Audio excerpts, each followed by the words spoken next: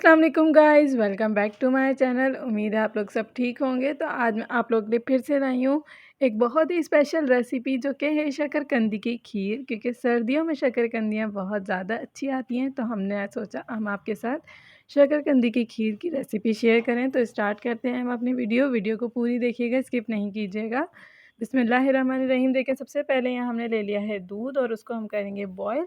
अब यहाँ है मैंने चावल जो है उसको भिगो लिए थे, शकरकंदी बॉयल करके उसका छिलका पील ऑफ कर लिया था, चावलों को भिगो के उसका पानी निकाल दिया। अब जो है हमारे दूध में उबाल आना शुरू हो चुका है, आप देखें बबल्स बन रहे हैं।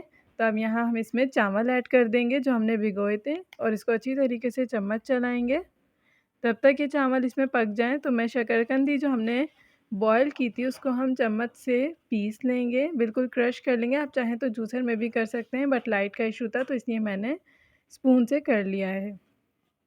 ठीक है, इस तरीके से आप चाहें, क्योंकि शकरकंदी जो है वो बॉयल होकर बिल्कुल सॉफ्ट हो जाती है, तो आसानी से स्पून से भी क्रश हो गई थी। ठीक है, इस तरीके से हमने क्रश कर लिया। अब यहाँ 2 मैंने छोटी इलायची ली हैं, छोटी इलायची हमने दूध में डाल दी है और जो हमने शकरकंदी को क्रश किया था वो भी हम इसमें ऐड करेंगे अभी। अब हमने यहाँ पर चीनी ले ली है 4 टेबल स्पून। आप चीनी हस्बे ज़ायक़ा भी ले सकते हैं, जैसे आप खाते हो। चीनी हमने दूध में डाल दी, शकरकंदी जो हमने क्रश की थी वो हमने दूध में डाल दी।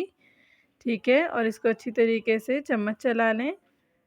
इस तरीके से ये देखें कि ये शकरकंदी में जो है बहुत मज़ेदार सी खीर हमारी रेडी हो जाएगी।